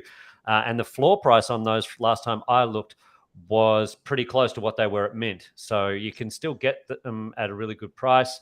And the other thing, so go and get one on the secondary market if you're into these hoodies. And the other thing that I want to drop is we've got some very big plans for the IRL or the URL version of the hoodie, right? So hold on to your NFT because we've got some super plans coming down the pipe of what we intend to do with that in the metaverse. So some really cool conversations happening, and I'm not going to say anything more than that other than there is some big plans coming. So hold on to your URL hoodie. And Kiwi Contingent, get some content up there. In fact, I'm going to give up one of my personal NFTs to whoever creates the coolest piece of content. Maybe it's something like where is Cap? In famous locations around the world. Take a shot of Cap in famous locations, or doing something crazy, or maybe it's at Burning Man or whatever it might be. But put your piece of content in, and we'll pick one that we love the most, and you'll get yourself something from my wallet. Oh, dang it, John. So I know we have a couple more videos that I want to take a look at, but I just remembered, did we ever show the Zero X Zulu logo while Jacob was on? Did I totally miss that? No, yeah, we did. That's okay. Golly. Maybe we'll work that in at some point. Maybe in post-production. We'll close it. Okay, but so let's look at, we've got some more hoodie videos here. Let's take a look at another one from our users, our community. I'm beyond stoked. This is the sweetest merch I've ever had. Thank you. Dope. Sweetest merch you've ever had. I love it. And it's so true. I mean, it's so cool. Like, just on so many levels. You own the digital wearable, and Trevor, you teased, right? The idea is that the digital wearables are so that digital avatars can wear them. So there's a lot more to be said about that. But then you also get this IRL hoodie, which is sick, right? It's sick. It looks really cool, but it's also got augmented reality. That video he shows, you see the animation come to life. It's just so snug and cool. Like, layer upon layer upon layer of just mind-altering substance is what that is. Mind-altering substance. Yep. Yeah. All right, one more, Joel, and I think we've got one more video we can look at here. Got my motherfucking drug receipt hoodie. This shit so fire, cuz. One more time. That shit going crazy. I love it. It's so much fun. And I have one too. And it's fun when you go out and get to show it to people. I mean, it's such like a conversation starter. It's a head turn. It's like, people are like, what is that? And I can tell you how many times people ask me, like, how did you do that? Like, it's a Snapchat filter, right? That we have the technology, but they're just blown away by it. It's so cool. Yeah. Okay. Yeah. Can't wait for you guys to have one of a kind piece of clothing, at least for the time being. Yeah. And every bit of Drug Receipts apparel will have augmented reality components to it. I mean, and will have a digital and a URL aspect. I mean, it's just being on the forefront, right, of this new movement in this brand new space, like being the trailblazers here, is so fun and so exciting. And it's so fun to have all of you like be a part of it and be on board for this ride, because it's just so fun. We should record one of our think tanks when we start talking about the different things we want to do with AR. We should record one of those conversations and post it. I think it'd make great content. There's sorts of crazy shit that we come up with in those meetings that we want to do with this technology, right? Like, because what you can do is so crazy and so exciting. Yeah, it's awesome. So that's it. So exciting stuff about the hoodies. The next thing, which is another super exciting thing going on right now in the ecosystem that Drug Receipts is a part of, but Gods and Goblins, were announced recently, officially, right? The campaign. We've been aware of goblins. We know that they're a part of the lore in the ecosystem. We know that goblins are kind of antagonists to the Seekers. We know that goblins are thieves and up to mischief, and they've been trying to steal parts to build. What are they building? What are the goblins? Building a portal. I think the portal, exactly. Yes, is to get them into the third kingdom. Yeah. So they're smashing up and building the portal using Seekers bits. And it's quite a lot of fun. And the Goblin Queen herself is going to be coming out and awarding some prizes very soon, and selecting from the submissions who will be selected and who won't. And then we have the sacrifice coming as well, right? So there's a lot of cool stuff going on in that project. It's such a unique way of launching and minting a project. Their mint process is brand new. It's not your average mint. So I'm not going to steal their thunder. Follow their project and get in the Discord and engage with that project to find out what's happening. But there is a very unusual way to mint goblins. If you're into it, you need to be watching that, or you're going to miss out. Right. So the Gods and Goblins campaign is officially underway. The mint is imminent, and so they've come out out of the shadows. They're not just an accessory to other project stories. Now they are about to have their own time in the light here. But so the Goblin Queen has put out these 7 challenges throughout the ecosystem, and Drug Receipts was happy to host one of these and to be the moderator for one of these contests. And so our challenge was to come up with an elixir, a Gods and Goblin elixir, because drug receipts is based on basically pharmaceuticals, which is the contemporary version, basically, of potions and elixirs, in perhaps in medieval times, or in other fantastical realms like Gods and Goblins occupy. So we put it to our community and to all communities in the ecosystem to come up with an elixir. And we wanted to know, what kind of ingredients go into your elixir and what effects would it have? How does it affect the goblins? How does it affect the environment? And there really was no limit on, how you could conceive of this. And so we were looking for creative solutions and creative ideas. And boy, did you guys deliver. Yeah, totally. And also there were no limitations or not even any direction placed on how you could express this. So we've received, video submissions, actually like filmed and directed and scripted videos. There were lots of illustrated versions, lots of AI rendered solutions. So the amount of creative output, right? It was just mind blowing and really exciting to see. And I know that we have some examples that we can share here. Yeah. So let's have a look. Some awesome stuff. Some incredibly talented Jamie, people. Right? Jamie is one of our cherished and prominent community members. And Jamie definitely has her own lane, right? Jamie you can see some telltale signs. Brand, it's me, Jamie. Yeah, exactly. Starting out with the ingredients there at 69 milligrams. And she definitely is a big part of the reason, right, that 69 it has become a part of Drug Receipts lore. But Jamie loves to go a little off color. She's fascinated by the naughtier elements of the project. And so Jamie has put together a really fun concoction here. And Jamie also had a commercial that went along with it that was fun as well. And you can see something that is a recurring theme or feature in a lot of these submissions is people make a lot of references to the wider ecosystem. So you'll see references to fluffs, to mycelium, to party bears, right? ASM, just get a whole lot of the community and the wider ecosystem.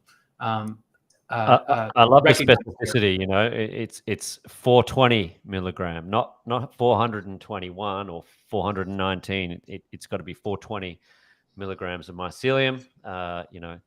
The recipe is absolutely precise. And I wonder if you missed the 69 or the 420 milligrams and got your measurements slightly out, what the effects might be, or whether it would just not work. I guess that's a question for Jamie. I know she's in the chat. I can see her posting comments in there. So Jamie, let us know if the precision is important. Awesome. Let's take a look at another one, Joanne. We've got, and you can see the personality, right, of the users coming out. Here's an actual recipe, right, which is kind of, I'm always a little sad and heartbroken anytime octopus is on the menu, just because if I can, reference a conversation we had with Jacob a little bit, but I place such a high value on sentience, and octopus, by all accounts, appear to be capable of self-awareness and possess some level of sentience. But nevertheless, so this is an elixir that was put together by Max Poker, a big community member in the wider non-fungible labs fluff ecosystem. But so a lot of the community members, right, took a stab at each one of the 7 challenges, right? They didn't just pick the ones that they felt most suited for. They took them all on. And so here's Max Poker taking a stab at the elixir. Gosh, should I even try to pronounce it? Sundubu? Yeah, that would have been where I went. Yeah. I love that it must be consumed on a hot summer's day. So the elixir will only work for one season of the year.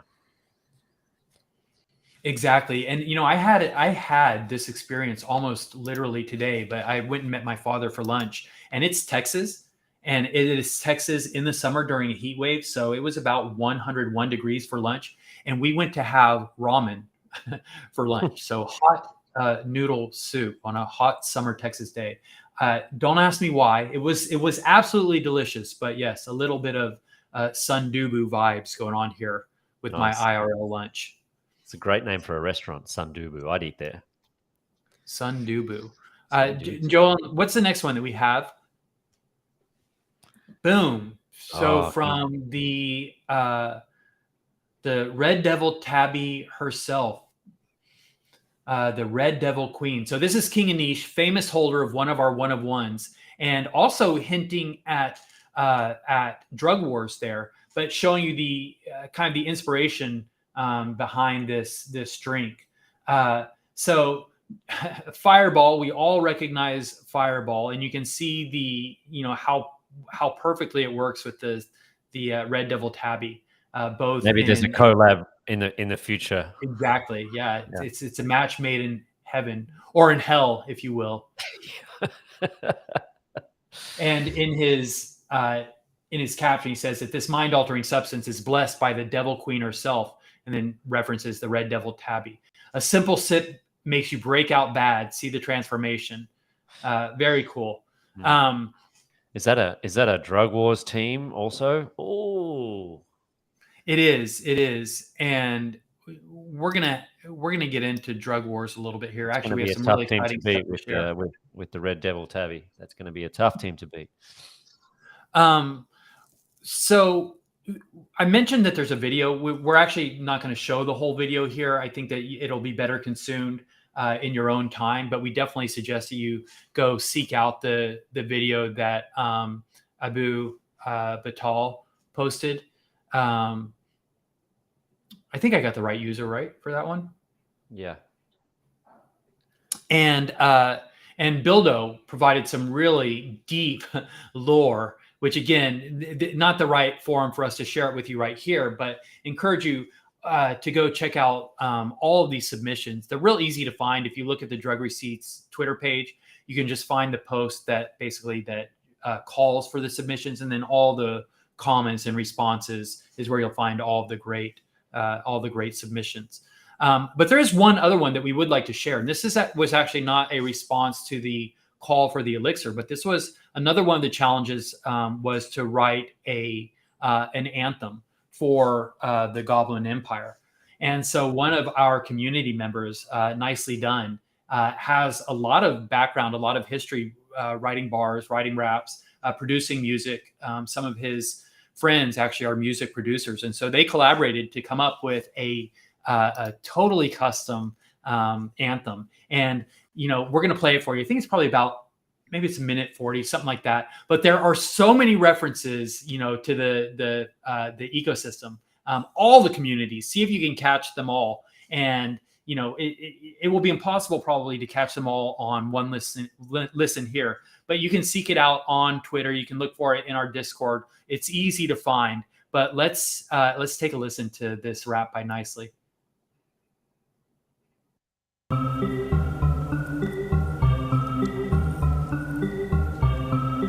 Gods and goblins, gods and goblins, gods and goblins, gods and goblins. I became a godwin. I sacrificed my 6 seekers for goblins. My 6 seekers for goblins. Cause I became a godwin. I sacrificed my seekers for goblins. I've decided this ecosystem's where I'm residing.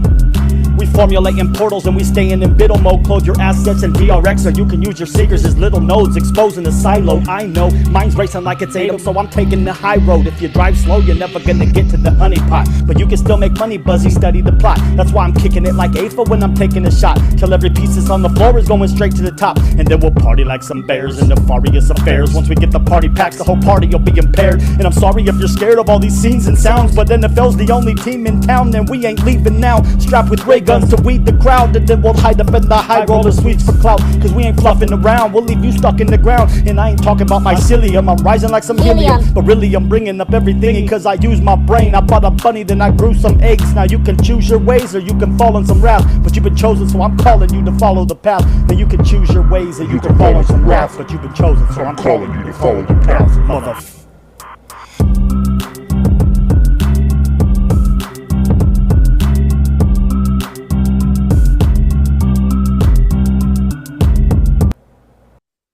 Yeah. Wow, yeah, it's so cool. And shout out to a couple of other community members. Bildo Verde contributed on that. I think he helped with some writing, and also Mr. LB helped with the production on it. So cool community coming together and what they produced. I mean, how fire was that? Really cool. Yeah. So nice job, nicely done, as we say. nicely done. So really fun contest. And Trevor, has the Queen announced winners yet? No, I don't believe so. And if and then this is where the comment section blows up, because Trevor's not the most up-to-date person in the world right now.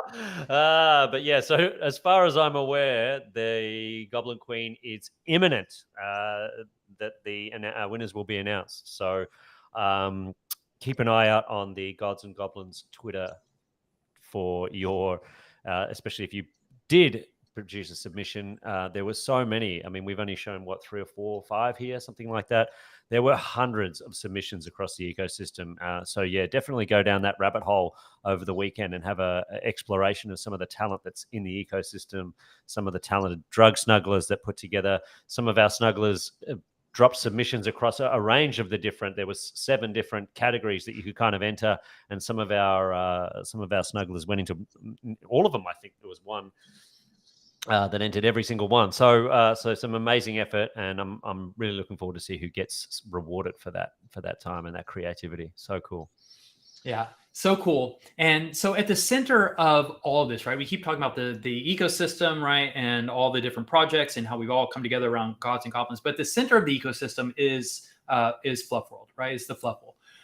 The introduction of the Fluffs is what made this all possible. We've all kind of branched out from that original Genesis moment. And if you can believe it, and it's hard to believe that it's only been a year, but the Fluff is coming up on their first anniversary. They're about to celebrate their first birthday here in August. And can you believe that, Trevor, that all of this has happened and it's been less than a year? Yeah. I mean, it's insane. None of it existed a year ago. I mean, there was a number thrown around about a month ago after the Ripple partnership was announced. There was a company valuation done by an independent party, and the Non-Fungible Labs business that owns Fluff World was valued at over $1 billion. So that's 0 to $1 billion in a year. It's fucking mind-blowing, man. It just boggles the mind to think about how big this has become, how quick this is happening, and how much more is coming down the pipe. Like, we're still so very early, right? So needless to say that the first anniversary, that Fluff's first birthday, is a significant event in the wider ecosystem. In our universe, this is a big deal. So we are planning a big birthday bash, sort of a metaverse ecosystem virtual birthday bash that will be conducted mostly via Discord, right?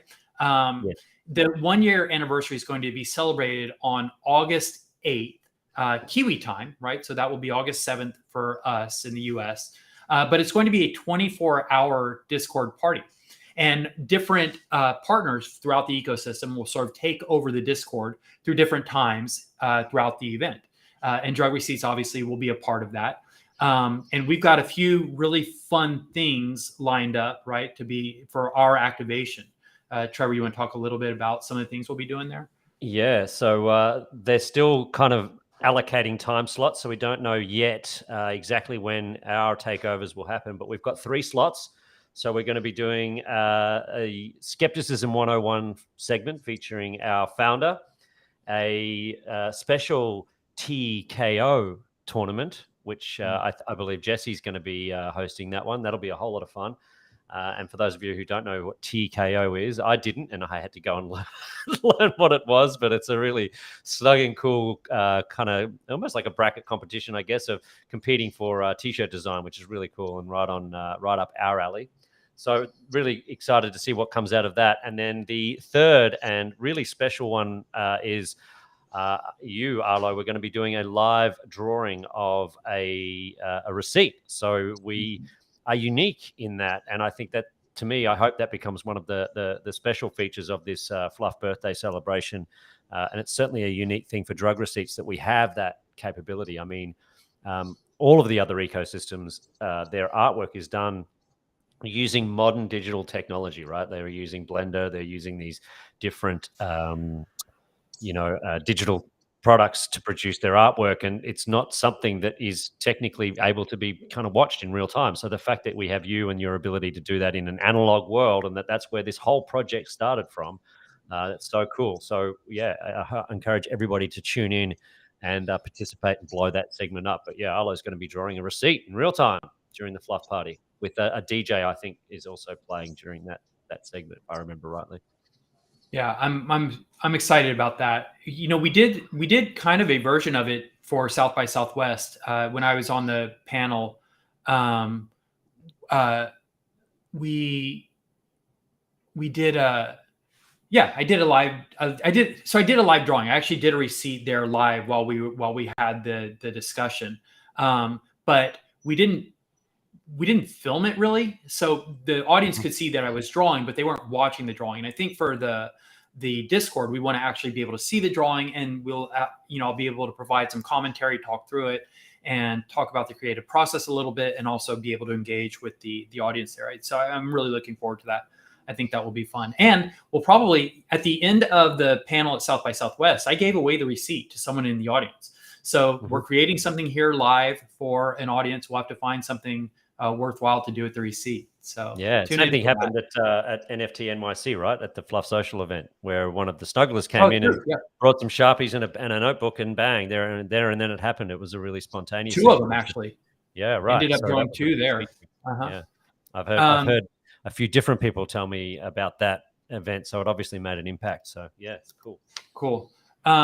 Cool. So yeah, so happy birthday, Fluff. That's coming up. Look for that. So yeah, all of that out of the way. Now this is, let's go. This is some stuff that I've been dying to get to. Trevor, your background is so sick, right? And this is what you've been making us like suffer through this whole thing, like waiting to get to, like, we buried the headline here, but right, Drug Wars is coming. It's like it is so close, and you've got the propaganda posters up, dude. Let's go. Let's start releasing some stuff. Yeah, I think we got a little snippet we're going to show, but yeah. So for those of you who have no idea what this background means or the relevance of all of this, Drug Wars is is a gamification or a tournament type event that we're hosting. It's about to be released, and it came from our community. So it was an idea that was gestated in the community, and it's coming to life. And we have had an enormous amount of fun. It's taken much longer than we thought, because every time we think we're getting there, somebody adds another piece to the puzzle and it blows up even bigger. So we are incredibly excited about what's coming with Drug Wars, and it's coming very, very, very, very soon. So, well, hold on, don't play a video yet, sorry, because I want to add a little bit to that, just really quickly. But so the idea, this is an idea that grew up out of the community, right? And drug receipts are eminently collectible. It's just very easy to group them based on characteristics like, traits or colors or themes. There's so many ways to put them together, and they seem to go together just kind of naturally. It's easy to start grouping them. And our collectors, our community members, our drug snugglers noticed this in the way that they were collecting them. And people would start to post them, their collections, their sets in the Discord. And then out of conversation within the Discord, we started talking about, well, we should formalize this. We should turn this into something. Instead of just posting them in the Discord, let's let's turn it into a tournament. Let's compete. Let's have people put their sets up against other sets and see which are better. Let people vote. And that was the beginning of Drug Wars. That's what turned into Drug Wars. And then just like Trevor said, the more we've gotten into it, and as we try to build out the game mechanics of it, we want to make it something really enjoyable for all of the people that play it, that enlist. And so there are a lot of wrinkles to work out. There's a lot of things that you don't know until you just start thinking your way through it. But we're really proud of what we're offering, and we can't wait for you guys to play it. In the Discord right now, Dawn is sharing some of the propaganda that we've started to release. It's a lot like what you're looking at there in Trevor's background. But so Trevor, I think what we want to get to, right? We've got some video content. So one of our users created a set builder, and the game mechanics of Drug Receipts is just you take 4 of your NFTs. All you need is 4 Drug Receipts NFTs, and you put them together in a frame, basically. But you also have the opportunity to give them a name. And for the actual Drug Wars, you're also going to have an opportunity to provide some lore, some written background about your teams. So what we've been working on is kind of the fleshed out tournament version of this set builder. And what we're going to share with you today is a fly through kind of this is not the final version, but it's close enough to give you an idea of some of the features and the mechanics that are going to be built into the set builder here. So I think with that, Joellen, we're ready to take a look at the fly through video.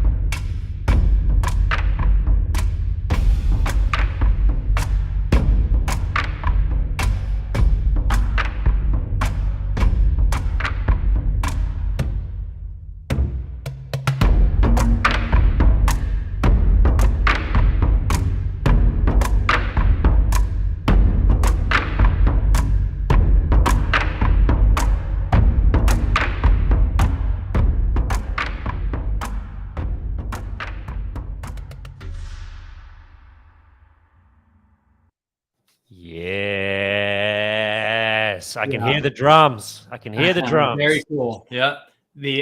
Very cool. And so if you guys, I don't know how much of that you caught, but there was a lot of interactivity, a lot of utility there in the fly through.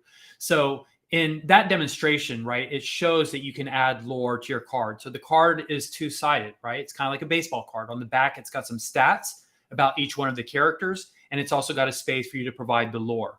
In the fly through, they just copy and pasted the caption, right, the background info about the builder, and pasted it into the lore. That's how it happened. But obviously, you can write anything in there. We have different cards, different frames. Basically, the fly through showed that you can choose your frame color. And the amount of frame colors that will be available to you are based on the amount of NFTs, the amount of drug receipts that you have in your holdings. So we already have roles established in our Discord, and you will be assigned frames based on your roles in the Discord. So if you're big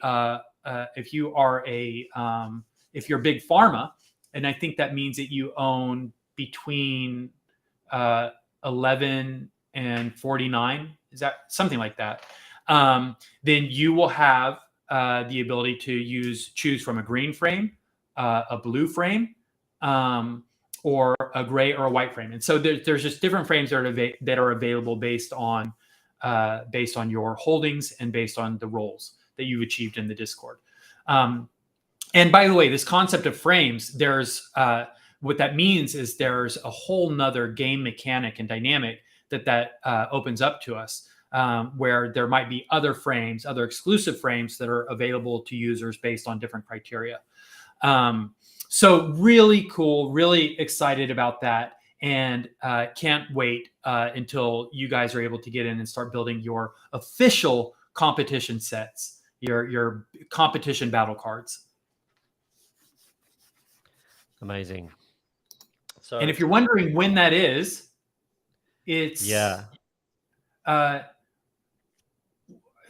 have a real aversion to announcing dates, but I would say we're at about T-7 days for you having access to that. I think we're T-7 days from launch. Mhm. So speaking of launch, it's nice to just do a little quick breakdown of how the competition is going to work. So the first part of the competition we're calling propaganda, which is the reason for all of these posters that you see behind me here in my background and that are being dropped in the Discord right now and already making their way into the Twitter sphere. The first part of the competition or campaign is propaganda. So you will have to participate in the propaganda campaign in order to qualify to compete in the drug wars. And the propaganda campaign is all about putting your team together and getting out on Twitter or other social media platforms and repping your set. So the drug lords will be keeping an eye out for the people who make the most creative, the most engaging, the most interesting pieces of content around and propaganda around their team and around drug wars. And that is how you qualify to participate. There'll be 64 teams selected from the propaganda campaign. So you need to get out and make as much noise and do it in the most creative way possible. How you do that is up to you. There's only a couple of rules, which you'll find out when we launch. But we encourage everybody to get out there and make some noise and impress the drug lords. And then once you have qualified, if you are one of the fortunate 64 teams, and the maximum number of submissions per wallet or per person is 4 teams. So you've got 4 chances of getting into drug wars. And once you are into those 64 teams, the battles will begin. So once we launch the campaign and we open up the builder and get everything rocking and rolling, you'll have a few weeks to impress the drug lords and qualify for selection for the actual battles. And then the battles will take place in a special arena that's being built where you will need to earn and garner votes for your team. And the team with the most votes will progress through the rounds until there is an ultimate winner. And at this stage, and we are still getting more coming in, but at this stage, the prize pool, can I announce that, or are we holding back on that? Is that going too far? What's in Jesse's notes? If I gone Let's too hold far? off on that. Hold off on that. Yeah, so there's a prize pool, a big prize pool. And so the prize pool, obviously there will be a grand prize, right? But there also will be prizes, throughout the tournament. So multiple ways to win. We've talked about T-7 days till you have access to the competition battle card builder, set builder. But also we will have a complete and comprehensive landing page that explains all of this, right? Because there is so much to the game mechanics, we will have a landing page that will spell everything out. It will be a great resource to help all of us understand exactly what's going on. And of course, always the Discord is available for any questions to fill in the blanks. But we think that what we're presenting is going to be pretty exhaustive and should answer most of your questions. So, for those of you who have been umming and ahhing and putting it off, now is the time. Build your teams.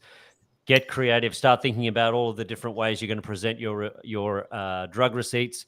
Grab that 1 or 2 drug receipts that's missing from your collection. Think about your propaganda campaign. The time has come. And remember, none of you are immune to propaganda. Right. It's funny, Trevor. I don't think we talked about propaganda tonight. We covered it so much on the last AMA with Jacob and you and some of the others. And I think we had, we considered or toyed with the idea of doing kind of a deep dive, kind of a controlled substance, skeptical deep dive on propaganda tonight. But I think that we're a couple of hours in already. And I think that we had so much good content with Jacob that I thought kind of got deep, and I think it sort of scratched that the kind of the skeptical or the intellectual itch a little bit already. So we're probably, or not probably, I think we're going to skip the controlled substance for tonight. But we will be back with our regularly scheduled programming for the next podcast. And as always, in all of our AMAs in the Discord, it's been said multiple times, but we always deliver mind-altering substance. If you like long-form conversation, if you like getting into deeper content, deeper concepts, then we have that on offer. So join us. We'd love to hear your voice. Join the conversation. Ask your questions. Add your comments. It's what we live for. It's what makes all this so much fun. Art and subversion, science and skepticism, community and sport. Those are the pillars of the brand. And boy, do we try to live them and put them into practice. So, Trevor. A big shout out to Jacob for joining us. Thank you for giving up your time. And since we missed it, we're going to close the show with the graphic that we forgot to show. Yeah, let's show it. Yeah, thank you, Jacob. Jacob was here because I know everybody's dying to see that. Thank you. Don't forget to subscribe, join our Discord, and get involved in Drug Wars. Thanks, everyone. It's great to see you. Great to hear from you. Always good to talk to you. Thanks, Arlo. Another great podcast, man. Thank you, Trevor, of course. So at Drug Receipts, at Drug Receipts on all the socials, subscribe, like our podcast if you haven't done that already. As always, follow us or join us in the Discord. It's where the conversation keeps going. Trevor, thanks so much for filling in. Trevor, we look forward to having Trevor be a much bigger part of all the podcasts going forward. And we can't wait to have Jesse back. Drug Snugglers, we love you all. Thank you guys for being here. We'll look for you in Drug Wars. We'll look for you in the Discord. And until next time, we will snug you later. Bye, everybody.